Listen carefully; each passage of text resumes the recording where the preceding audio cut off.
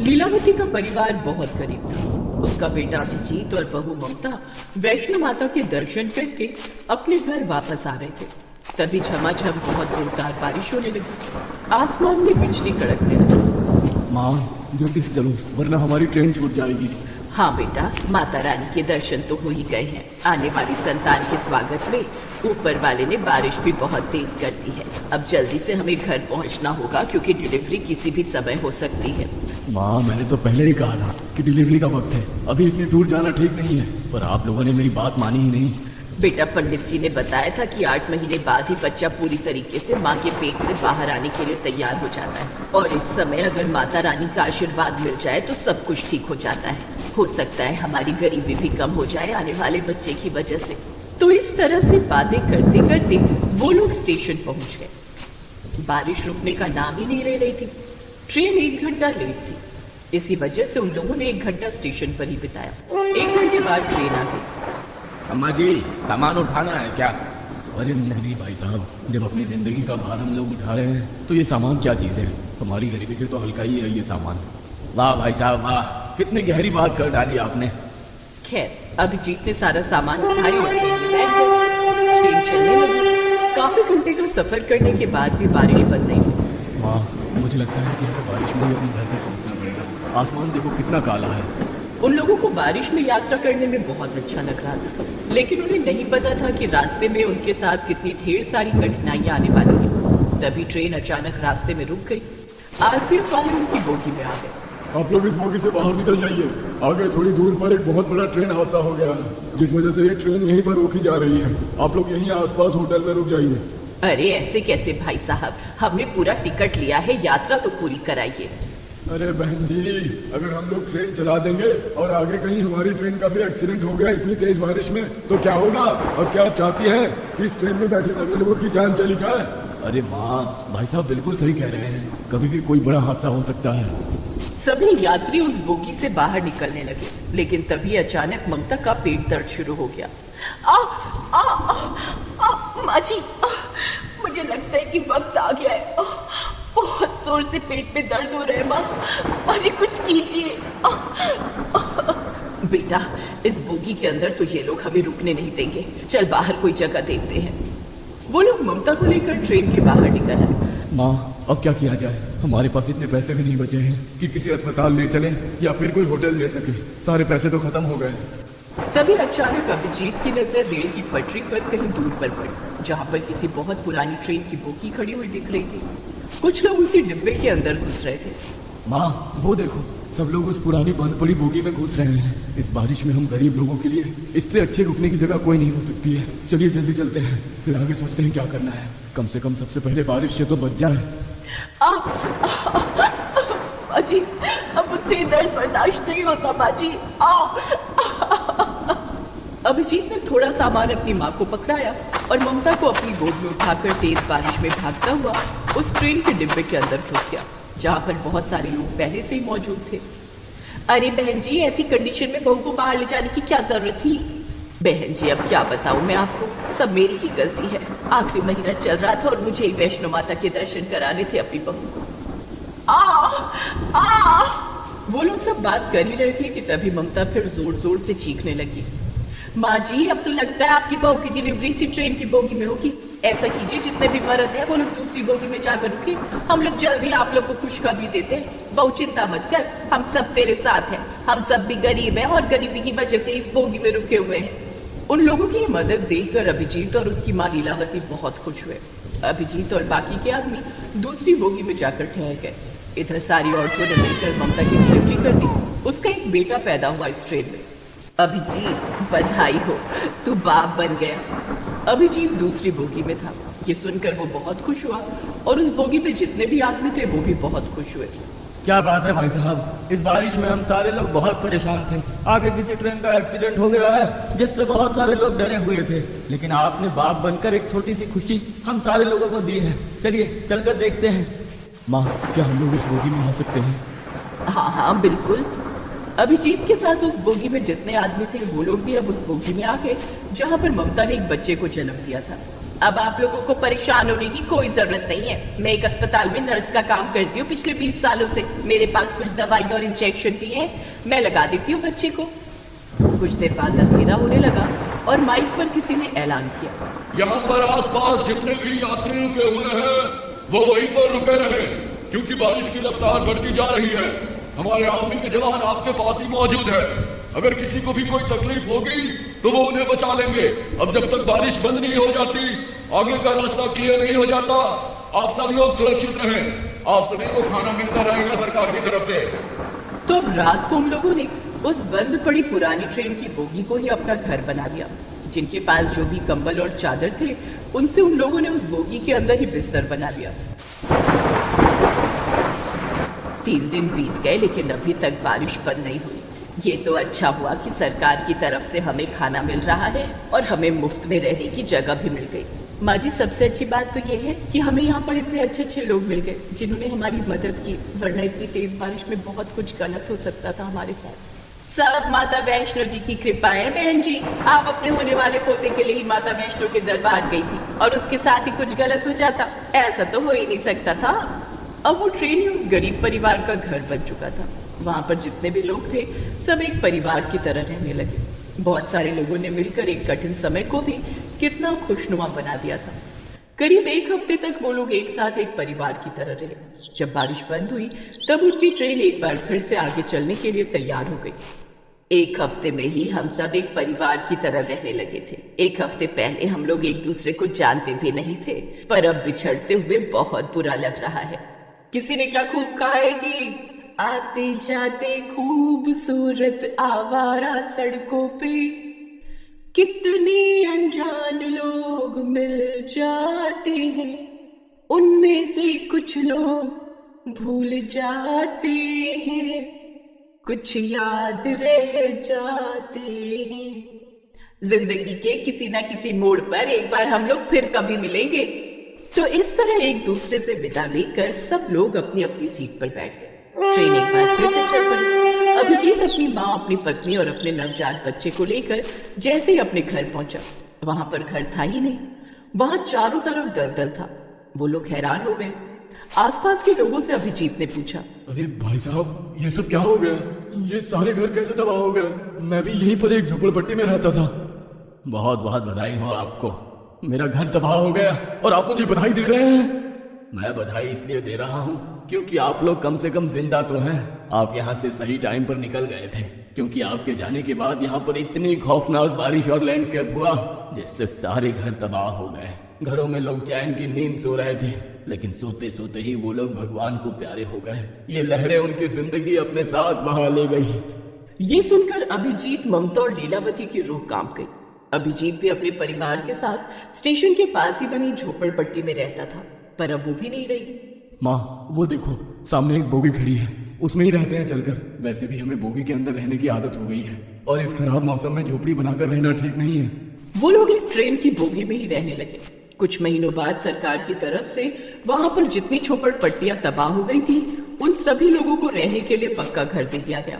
सरकार ने जो कॉलोनी बनाई थी, उन्हीं कॉलोनी में अभिजीत के परिवार को वही सारे लोग एक बार फिर मिले जिन्होंने ममता की डिलीवरी में उनका साथ दिया था। हमने आप लोगों से कहा था ना कि एक बार हम लोग फिर से मिलेंगे, और देखो भगवान ने हमें हमेशा के लिए एक जगह ही मिलवा दिया।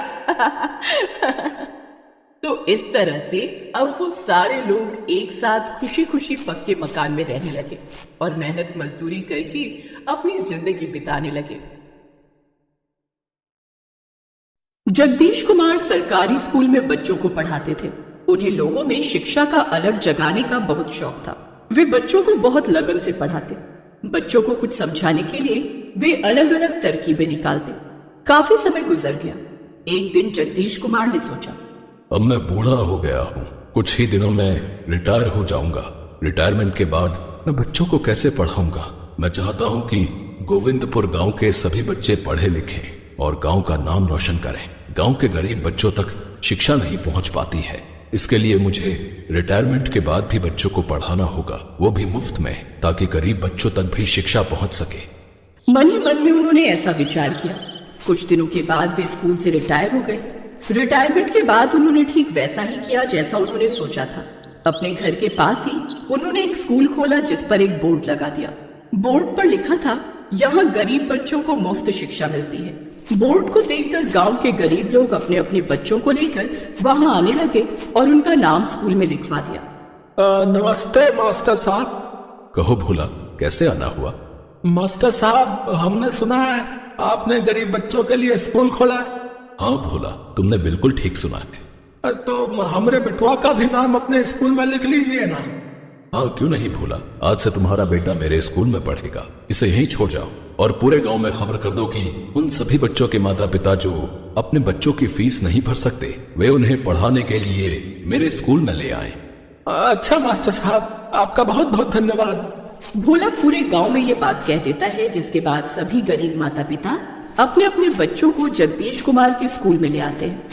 इस तरह जगदीश कुमार गांव के गरीब बच्चों को मुफ्त शिक्षा देने लगते हैं। बच्चों को मास्टर साहब के पढ़ाने का तरीका बहुत पसंद आता है। धीरे धीरे गांव के बच्चे मास्टर साहब से बहुत घुल मिल जाते हैं। बच्चे जगदीश कुमार को बहुत पसंद करने लगे। बच्चे रोज स्कूल आने लगे, यहाँ तक कि रविवार की छुट्टी भी उन्हें पसंद नहीं थी। एक बार की बात है, बच्चे स्कूल पहुंचे। अरे बच्चों, तुम सब आज सुबह सुबह स्कूल आ गए, क्या बात है? मास्टर जी, हम लोग पढ़ने आए हैं। लेकिन आज तो रविवार है, छुट्टी का दिन है। तुम लोग खेलो कूदो, मजे करो, कल पढ़ने आना। नहीं मास्टर जी, हमें आज भी पढ़ाई करनी है, लेकिन आज हम सबसे पहले स्कूल की सफाई करेंगे। नहीं बच्चों, तुम लोग सिर्फ पढ़ाई में मन लगाओ।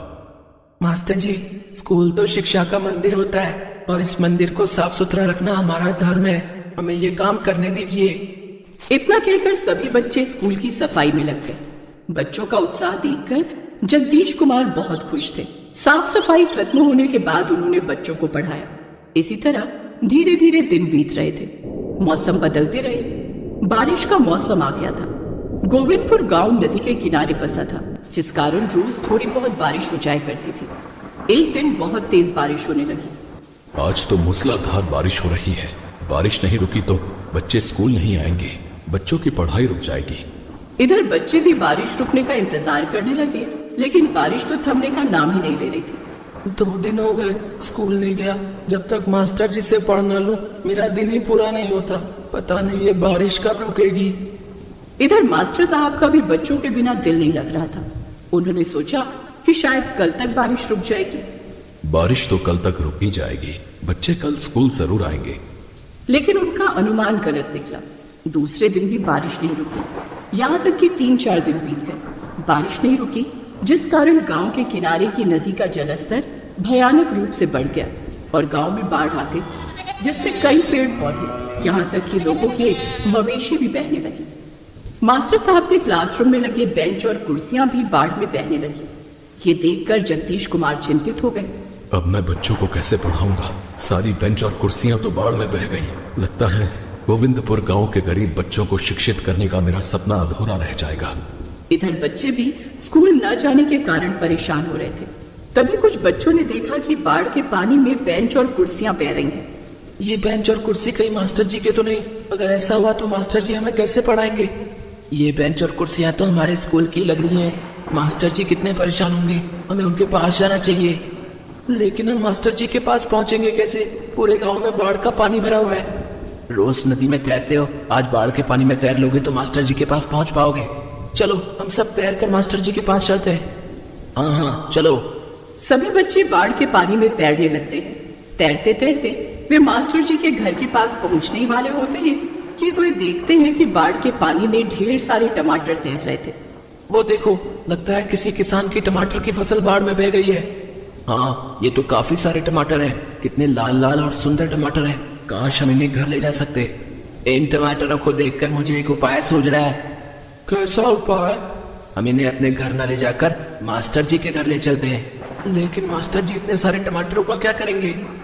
मास्टर जी के स्कूल के लिए हम सब मिलकर इन टमाटरों से बेंच और कुर्सियां बना सकते हैं। टमाटर की बेंच और कुर्सियां? हाँ, लेकिन हम इतने सारे टमाटर लेकर मास्टर जी के घर तक कैसे पहुंचेंगे?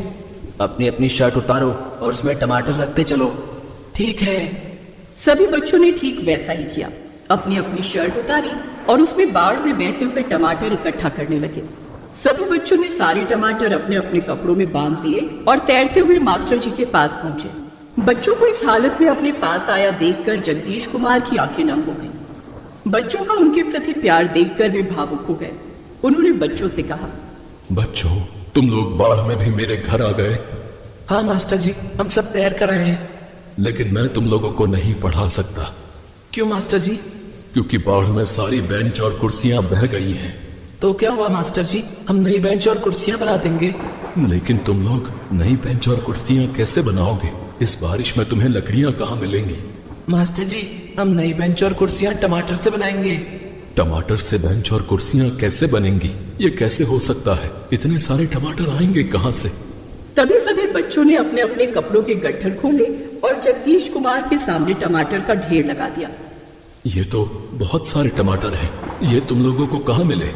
मास्टर जी, ये टमाटर बाढ़ के पानी में बह रहे थे, हमने इन्हें अपने कपड़ों में इकट्ठा कर लिया। हम इन टमाटरों से बेंच और कुर्सी बनाएंगे जिस पर आप और हम लोग बैठकर पढ़ सकेंगे और आप हमें पढ़ा सकेंगे। लेकिन इस काम में वक्त लग सकता है। तुम लोग अपने अपने माता पिता को बताकर तो आए हो ना, नहीं तो उन्हें तुम लोगों की चिंता होगी। मास्टर जी, आप चिंता मत कीजिए। हमारे माता पिता को पता है कि अगर हम उनके पास नहीं है तो आपके पास ही होंगे और सुरक्षित होंगे। आप आराम से बैठ जाइए। जगदीश कुमार बैठ जाते हैं और सभी बच्चे काम शुरू करते हैं। वे बच्चों को काम करते हुए देखने लगे। इस काम में 2 दिन लग जाते हैं। अब बारिश भी रुक गई थी और बाढ़ का पानी भी धीरे धीरे उतरने लगा था। जगदीश कुमार ने फिर से अपना स्कूल शुरू कर दिया, लेकिन इस बार मास्टर जी के बैठने के लिए टमाटर की कुर्सी और बच्चों के लिए टमाटर का बेंच था। बच्चों ने स्कूल को भी टमाटरों से सजा दिया था। जगदीश कुमार के टमाटर के स्कूल की चर्चा पूरे गांव में होने लगी। ग्रामीण टमाटर के स्कूल को देखने के लिए आने लगे। अरे वाह मास्टर साहब, आपका टमाटर का स्कूल तो बहुत ही न्यारा है। ये तो बच्चों का प्यार और पढ़ाई के प्रति उनकी लगन का नमूना है भोला, कि बच्चों ने बाढ़ में बहते टमाटरों से बेंच और कुर्सियां बना दी और बारिश में भी पढ़ने का जुगाड़ खोज निकाला। अब गांव में चाहे कितनी बारिश हो या बाढ़ आए, बच्चे टमाटर के बेंच पर बैठकर पढ़ाई करते और जगदीश कुमार टमाटर की कुर्सी पर बैठकर उन्हें पढ़ाते। इस तरह जगदीश कुमार ने गोविंदपुर गांव के बच्चों को टमाटर की कुर्सी पर बैठकर पढ़ाया और उन्हें शिक्षित किया। गोविंदपुर गांव का ये अनोखा टमाटर का क्लासरूम था, जिसमें पढ़ने वाले सभी बच्चों ने बड़े होकर गांव का नाम रोशन किया और जगदीश कुमार का सपना पूरा हो गया।